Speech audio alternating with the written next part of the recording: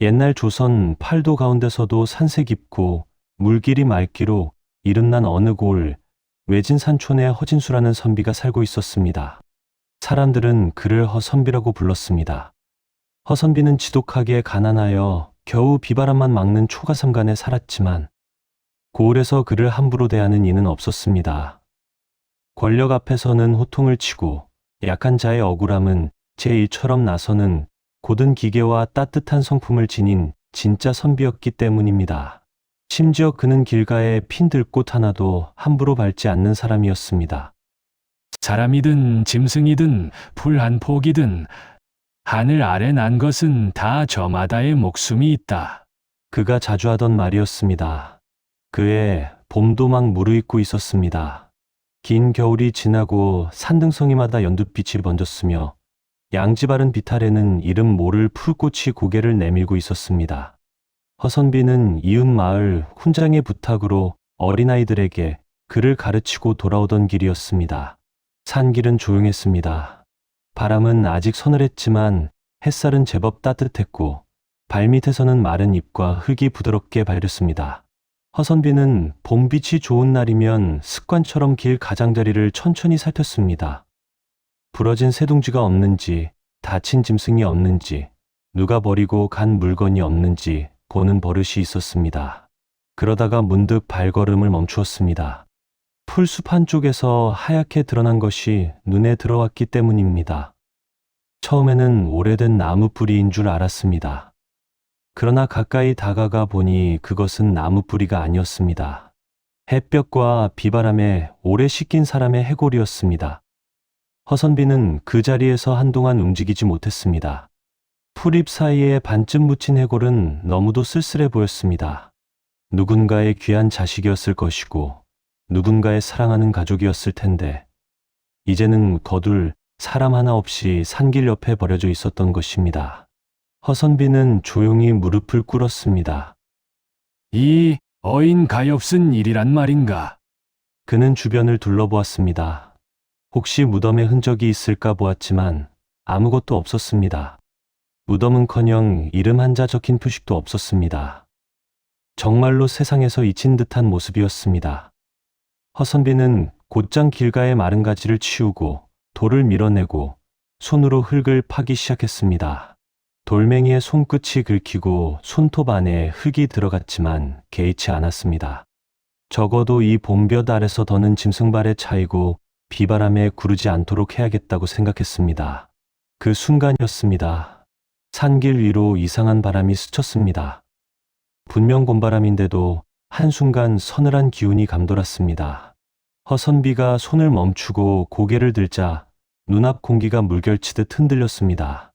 그리고 아주 천천히 달빛처럼 옅은 푸른 기운 속에서 한 처녀가 모습을 드러냈습니다. 허선비는 순간 숨을 삼켰습니다. 처녀는 죽은 사람의 넋이었으나 형상이 흉측하거나 사나워 보이지는 않았습니다. 오히려 서러운 빛이 가득한 얼굴이었습니다. 머리는 단정히 따여 있었고 흰 저고리와 옅은 치마 자락은 바람도 없는데 가볍게 흔들리고 있었습니다. 처녀가 허선비를 향해 깊이 허리를 숙였습니다. 선비님 참으로 자비로우신 분이십니다. 아무도 돌보지 않는 제 유고를 이리 거두어 주시려 하셨습니까? 허선비는 심장이 세차게 뛰었지만 비명을 지르거나 달아나지 않았습니다. 오히려 그 무서움보다 가여움이 앞서 평소보다 더 차분하고 조용한 목소리로 물었습니다. 그대는 방금 내가 발견한 이 유골의 주인인가? 처녀가 눈가에 맺힌 눈물을 툭 떨구며 고개를 가만히 끄덕였습니다. 그렇습니다. 저는 이 산자락 아래 큰 마을에 살고 있는 만석군 최대감댁의 외동딸 최연아라고 합니다. 3년 전 몹쓸 급병에 걸려 젊은 나이에 숨을 거두었습니다. 허선비는 고개를 가우뚱하며 이해한 표정을 지었습니다. 최 대감댁의 외동딸이라니 믿기지가 않구려.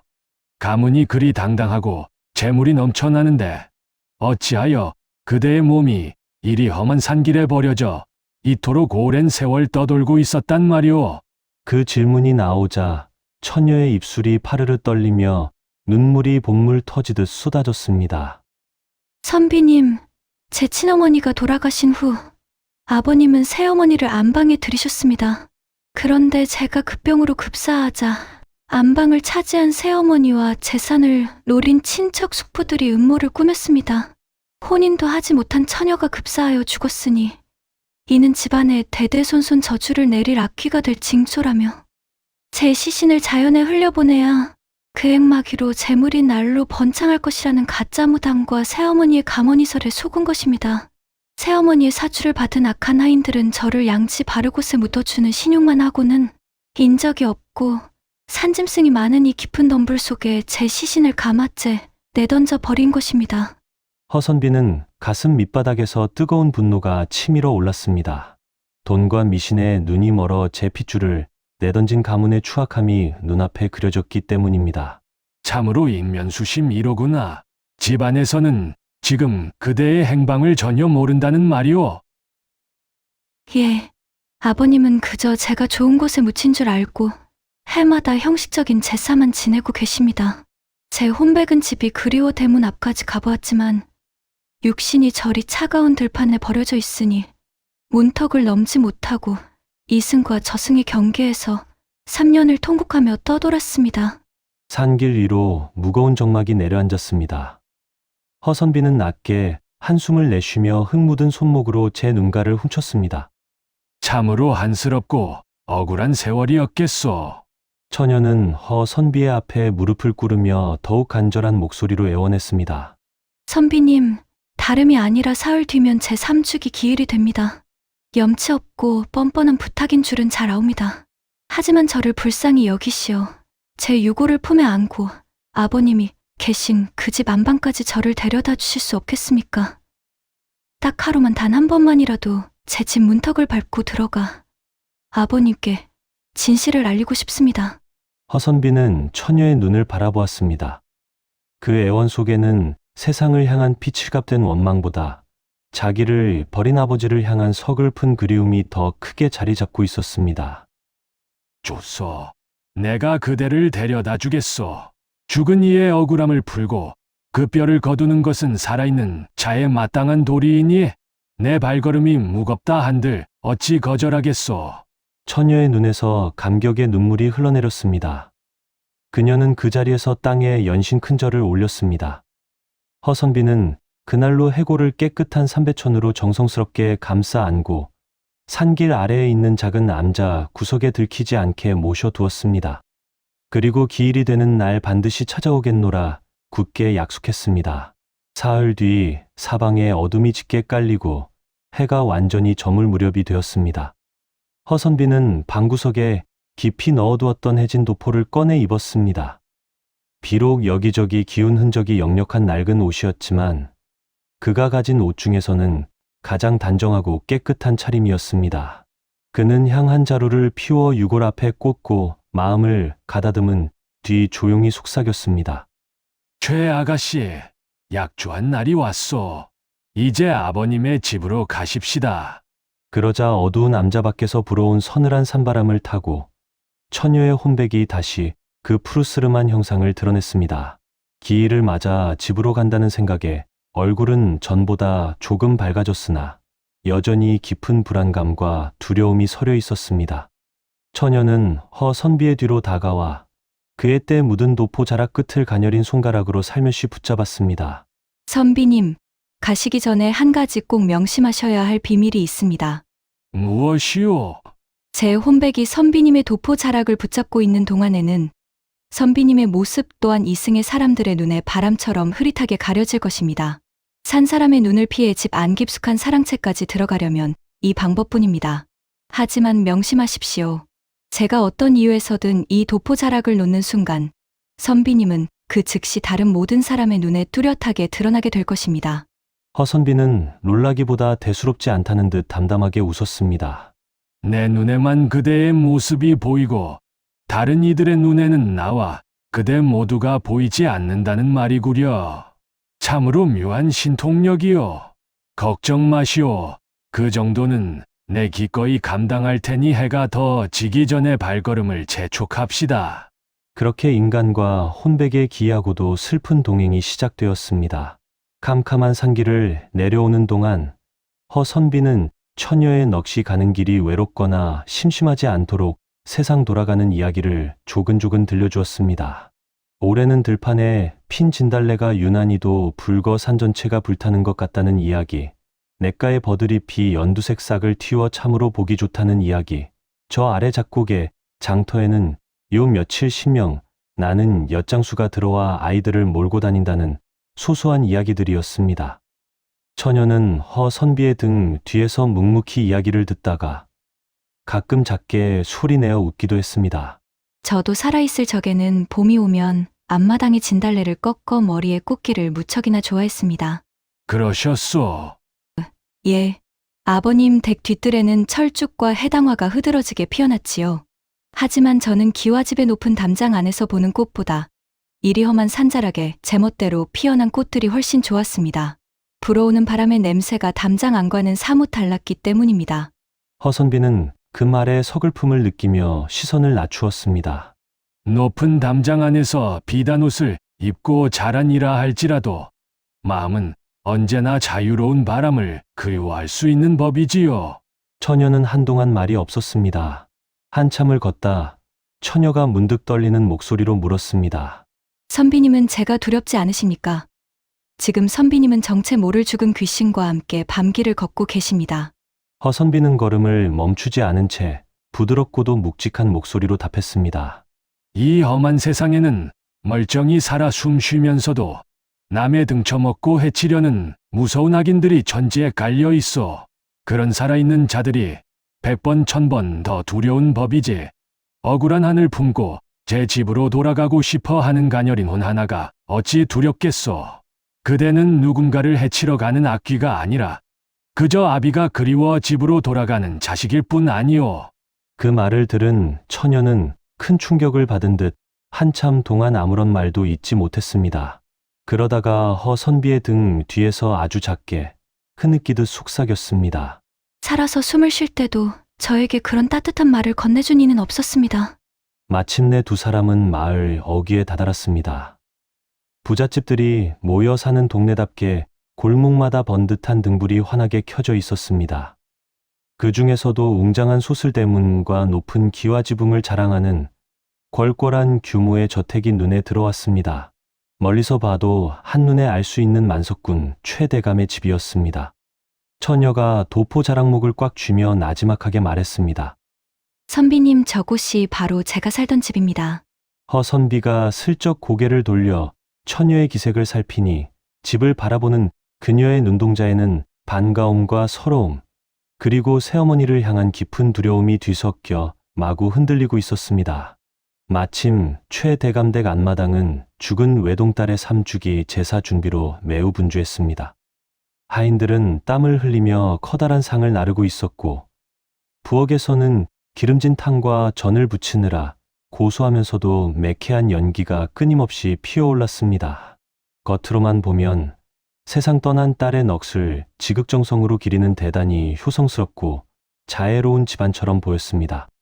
허선비는 처녀의 손길에 이끌려 마치 보이지 않는 유령처럼 소슬대문을 당당히 통과해 마당 한가운데로 걸어 들어갔습니다.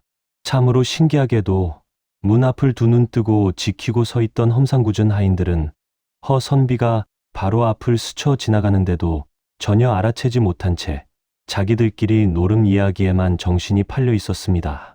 참으로 신기하구려. 정말 우리 모습이 보이지 않는 모양이오. 허선비가 낮게 으초리자 처녀가 서글프게 대답했습니다.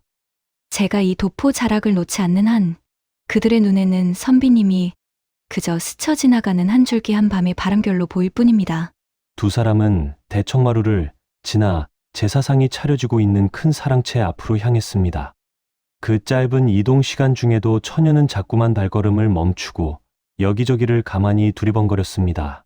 자신이 살아생전 마당 구석에 직접 심었던 작은 매화나무, 어린 시절 동무들과 숨바꼭질하며 뛰어놀던 뒤뜰의 돌담, 그리고 늘 유모와 앉아 도란도란 바느질을 하던 툇마루의 해진 구석을 차례로 눈에 담았습니다.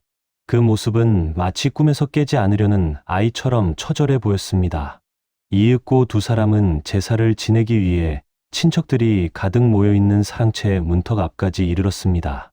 방 안에는 비단옷을 꼬셔 입은 최대감과 그의 친척들이 둘러앉아 있었습니다. 허선비는 방 한가운데 상좌에 앉은 사내가 바로 처녀의 아버지인 최대감임을 한눈에 알아챌 수 있었습니다. 그는 덩치가 대단히 크고 수염을 정갈하게 다듬은 사내로 손가락마다 굵은 옥반지가 번쩍였고 옷자락마다 윤기가 흐르는 최고급 비단을 두르고 있었습니다. 외형만 보면 묵직하고 인자한 양반의 풍모였으나 기름진 얼굴 위에 박힌 두 눈빛에는 지독한 계산속과 탐욕이 서려 있었습니다. 최대감은 상위에 차려진 딸의 제수 음식에는 눈길 한 번 주지 않은 채 옆에 앉은 친척들과 오로지 돈과 재산을 불릴 이야기에만 정신이 팔려 있었습니다.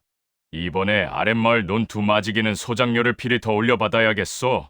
암요, 대감 어른.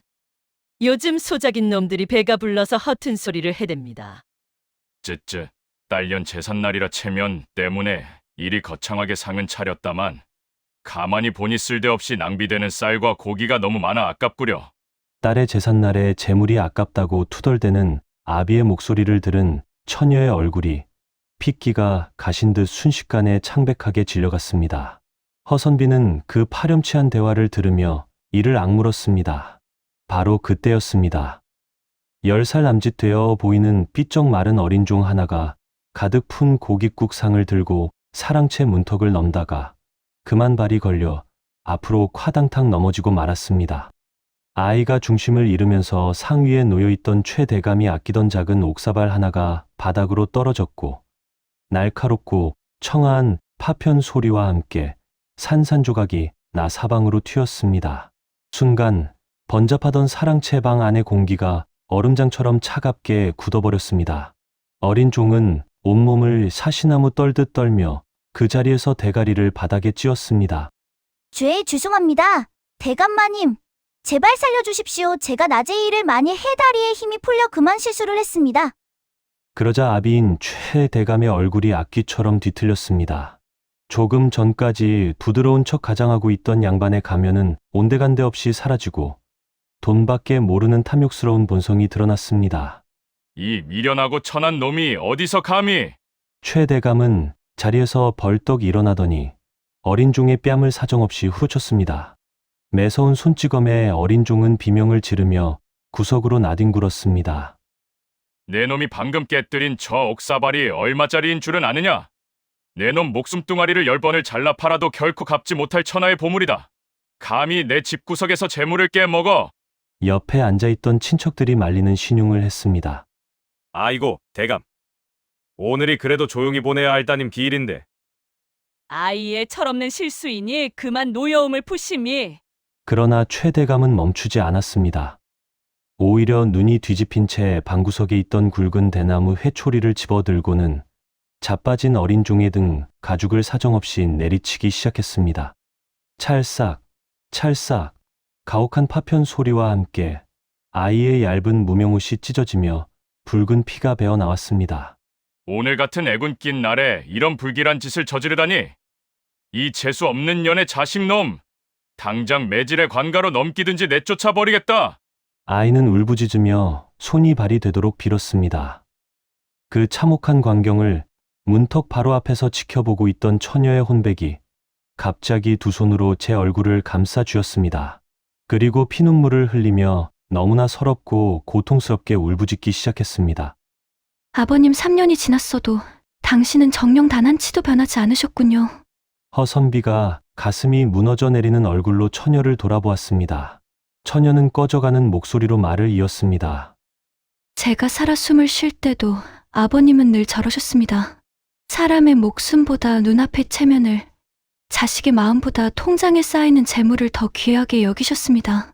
설마 하나뿐인 딸 자식이 죽어 넋이 되어 찾아온 오늘날까지 저 어린 것을 때리며 재물 타령을 하실 줄은 꿈에도 몰랐습니다. 저 매를 맡고 있는 어린아이는 제가 어릴 적 저를 품에 안아 키워주신 유모의 유일한 손자입니다. 아버님은 딸을 위한다는 핑계로 화려한 제사상은 차려놓으셨으면서 정작 제 눈앞에 살아 숨쉬는 귀한 생명 하나는 사람으로 보지 않으십니다. 허선비는 처녀의 어깨를 감싸 안으며 나지막하게 위로했습니다.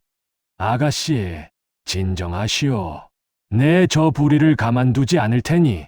그러나 처녀는 이미 가슴에 박힌 비수가 너무나도 깊고 컸습니다. 그녀는 고개를 절레절레 저으며 서글프게 웃었습니다. 이 집은, 이 차가운 기와집은 제가 그토록 그리워하고 돌아오고 싶어 했던 따뜻한 집이 아니었습니다. 저는 더는 이곳에 있고 싶지 않습니다. 차라리 저 서늘한 산길 들판이 훨씬 더 따뜻했습니다. 처녀는 말을 마치자마자 쥐고 있던 허 선비의 도포 자락을 스스로 놓아버렸습니다. 그 순간이었습니다.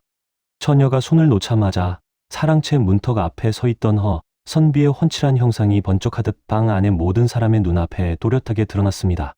정막 속에 회초리 소리만 울리던 사랑채 안의 사람들이 비명을 지르며 혼비백산하여 벌떡 일어났습니다. 아니, 웬 미친놈이 남의 집 안방에 서 있는 게냐? 내 놈은 누구냐? 대체 언제 여기 들어온 것이냐? 아이를 때리던 최대감 또한 깜짝 놀라 회초리를 떨어뜨리며 뒤로 대여섯 걸음 물러섰습니다. 허선비는 이제 더는 몸을 숨길 이유가 없었습니다.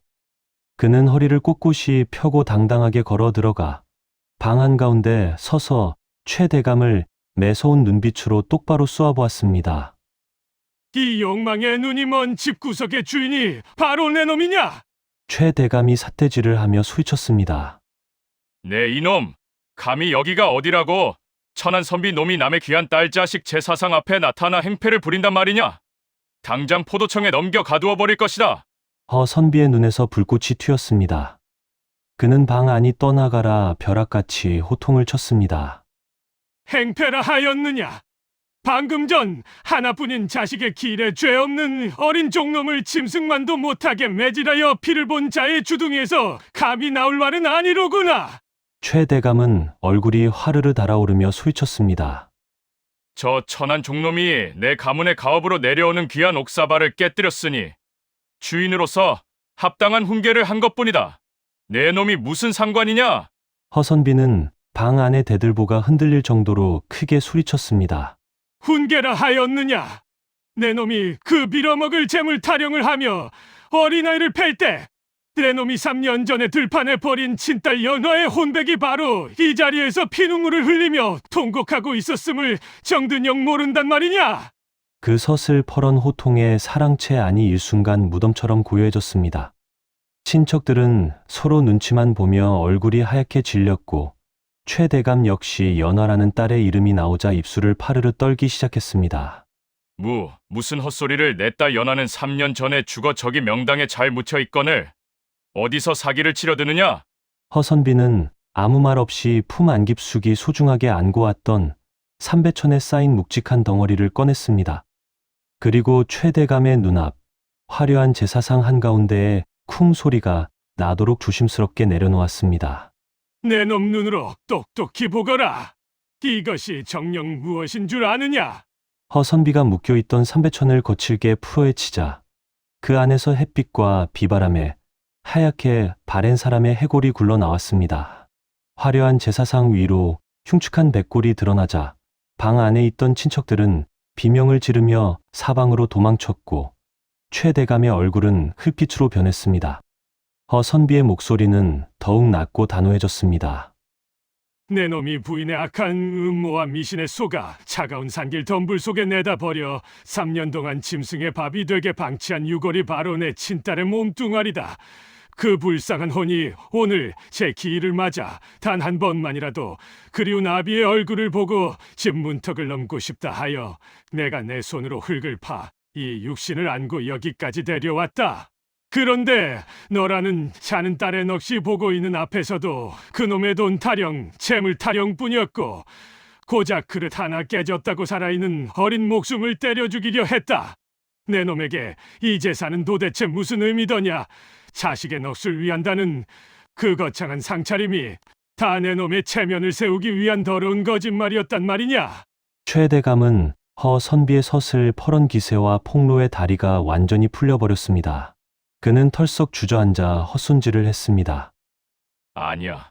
그럴 리가 없어. 내 딸은 부인이 명당에 잘 묻었다고 하인들이 분명 확인했다고 했는데. 그러나 최대감의 시선이 상위에 굴러다니는 해골의 구석으로 향하자 그의 눈동자가 미친 듯이 흔들리기 시작했습니다. 유골의 턱뼈 곁에 지저분하게 엉겨붙어 있는 다 타버린 빛깔의 낡은 비단끈 조각이 눈에 들어왔기 때문입니다. 그것은 분명 딸 연화가 살아생전 머리를 단정하게 따을 때 최대감 자신이 중국 청나라에서 직접 비싼 돈을 주고 사다 준 붉은 비단끈이 틀림없었습니다. 그 순간 최대감의 가슴 속에서 무언가 웅장하게 무너져 내리는 소리가 났습니다. 그의 입에서 짐승의 신음 같은 쉰 울음소리가 터져 나왔습니다. 연아야. 아, 연아야. 최대감은 피가 배어나오는 떨리는 손으로 해골을 향해 기어갔습니다. 그러나 감히 제 자식을 버렸다는 죄책감에 차마 뼈를 만지지도 못하고 허공만을 붙잡은 채 바르르 떨었습니다. 그리고 마침내 사랑채 마룻바닥에 제 대가리를 쿵쿵 찌우며 방 안전체가 울리도록 처절하게 통곡하기 시작했습니다. 내가 이 못난 미련한 애비 놈이 무슨 짓을 곧대로 믿은 건가? 내 몸뚱아리가 저 차가운 산자락에서 들개의 밥이 되어 구르고 있는 줄도 모르고 이 애비라는 놈은 따뜻한 기와 집 안방에서 돈 가만히나 세고 있었구나. 연아야, 이 애비를 죽여다오. 내가 죽일 놈이다. 하인들과 어린 종 또한 매맞던 자리에서 울음을 멈추고 멍하니 대감의 통곡을 바라보았습니다. 허선비는 조금도 눈빛을 누그러뜨리지 않은 채 최대감을 내려다보며 차갑게 쏘아붙였습니다. 지금 내 놈이 흘리는 눈물이 한 조각이라도 진심이라면 내일부터라도 내 놈의 삶은 완전히 달라져야 할 것이오. 이미 죽은 딸 자식의 시신 하나 거두지 못한 죄보다 100번 1000번 더 크고 무서운 죄는 내 눈앞에 살아 숨쉬는 귀한 사람들을 사람으로 여기지 않고 재물의 노예로 살아온 내 놈의 추악한 신보요. 최대감은 눈물과 콧물로 범벅이 된 얼굴을 들어 허선비의 바짓가랑이를 붙잡았습니다. 선비님 제발 가르쳐 주십시오. 내가 이제 어찌해야 하겠습니까? 무엇을 바쳐야 내 딸 연화에 맺힌 한이 조금이라도 풀리겠습니까? 제발. 바로 그때 굳게 닫혀있던 사랑채 문틈을 뚫고 한 줄기 맑은 밤바람이 방 안을 부드럽게 스쳐 지나갔습니다. 오직 허선비의 눈에만 그 바람을 타고 문 밖에 서서 아버지를 바라보고 있는 처녀의 넋이 보였습니다. 처녀는 여전히 소리 없이 울고 있었지만 아까처럼 아버지를 원망하거나 절망에 빠진 차가운 표정이 아니었습니다. 자식의 시신 앞에 무너져 내려 참회하는 아비를 보며 마음의 응어리가 조금은 풀린 듯한 나약하고 부드러운 눈빛이었습니다. 허선비는 처녀의 눈빛을 읽고 최대감에게 엄히 말했습니다. 먼저 내 딸의 유고를 정중하게 다시 거두시오. 너를 속인 악한 후처와 하인들의 죄를 엄히 벌하고 딸이 버려졌던 그 외로운 산자락에 찾아가 무릎 꿇고 사죄한 뒤 햇볕 잘 드는 양지 바른 곳에 제대로 된 묘를 써 주시오. 그리고 저 구석에서 떨고 있는 죄 없는 어린 종놈의 결박을 당장 풀고 이웃치시오. 사람의 목숨을 집안의 옥사발 그릇 한 조각보다 가볍게 여기며 살아온 그 비인간적인 산 자체를 뿌리째 고치시오. 만약 그렇지 않다면 내 딸의 넋은 영원히 이 집 문턱을 넘지 못하고 구천을 떠돌며 내 놈을 저주할 것이오. 최대감은 가슴을 쥐어뜯으며 고개를 거듭 끄덕였습니다. 그리하겠소. 아니, 반드시 그리하겠소이다. 그날 밤 만석군 최대감 댁에 화려했던 삼주기 제사는 제대로 이어지지 못했습니다. 그러나 3년 만에 처음으로 그 집안에는 위선과 체면이 아닌 인간의 진심 어린 참회와 통곡이 가득 차올랐습니다. 이튿날 이른 아침 최대감은 허선비의 안내를 받아 딸의 유골이 차갑게 버려져 있던 깊은 산골 들판으로 향했습니다. 그의 얼굴은 하룻밤 사이에 자식을 잃은 슬픔으로 10년은 늙어 보였습니다. 최대감은 허선비가 가리킨 거친 풀숲 덤불 앞에 다다르자마자 그대로 무릎을 꿇고 땅에 머리를 조아렸습니다. 연화야, 이 죄 많은 애비가 참으로 잘못했다. 내가 이리도 춥고 외로운 곳에서 비바람을 맞고 있었는데 나는 그것도 모른 채 따뜻한 구들방에서 내 재물 불릴 생각만 하고 있었구나. 미안하다. 내 딸아. 허선비는 아무런 말도 멈추지 않은 채 묵묵히 뒤에 서서 그의 참회를 지켜보았습니다. 사람이 제 잘못을 깨닫고 진심으로 무너지는 성스러운 순간에는 그 어떤 어설픈 위로나 훈계보다 침묵이 더 나은 법임을 잘 아는 까닭이었습니다. 그들은 산자락 중에서도 온종일 따스한 햇볕이 가장 잘 드는 명당 자리에 딸의 묘를 새로 정성껏 썼습니다. 최대감은 가문에서 가장 귀한 목재로 관을 짜게 했고 수많은 장정 부려 묘역을 아주 깔끔하고 정갈하게 다듬었습니다. 하지만 허선비는 그 화려하게 변모한 무덤을 보고도 결코 대감을 칭찬하지 않았습니다. 대신 무덤 앞에 서서 나지막하게 경고했습니다. 죽은 뒤에 묘를 이리 크게 쓰고 비석을 세우는 것보다 살아 숨쉬는 동안 사람들에게 베푼 마음의 크기가 훨씬 더 중한 법이요. 오늘 이후로 대감이 세상 사람들에게 어떻게 살아가느냐가 저 누워있는 딸 자식의 영혼을 살리는 유일한 길이 될 것이요. 최대감은 허선비 앞에 고개를 깊이 숙였습니다. 평생 명심하며 살겠습니다. 장례 절차가 모두 끝나고 하인들이 물러갈 무렵 허선비의 눈에 다시 그 처녀의 혼백이 모습을 드러냈습니다. 이번에 나타난 푸른 기운은 처음 산길에서 보았던 으스스하고 탁한 빛이 아니라 가을 하늘처럼 맑고 투명하게 빛나고 있었습니다. 처녀는 허선비의 앞으로 조용히 걸어 나와 두 손을 모으고 세상에서 가장 공손한 태도로 큰 절을 올렸습니다. 선비님의 고귀한 덕분으로 이제야 제가 집으로 돌아가 아버님의 참회를 보고 비로소 이승의 미련을 버린 채 저승으로 편히 떠날 수 있게 되었습니다. 허선비가 가만히 물었습니다. 이제 가슴 속 맺힌 한이 좀 풀리셨소? 예, 아버님이 늦게나마 돈이 아닌 저라는 자식을 똑바로 보아주셨고 제 죽음의 진실을 알아차리셨으니 그것으로 모두 족합니다.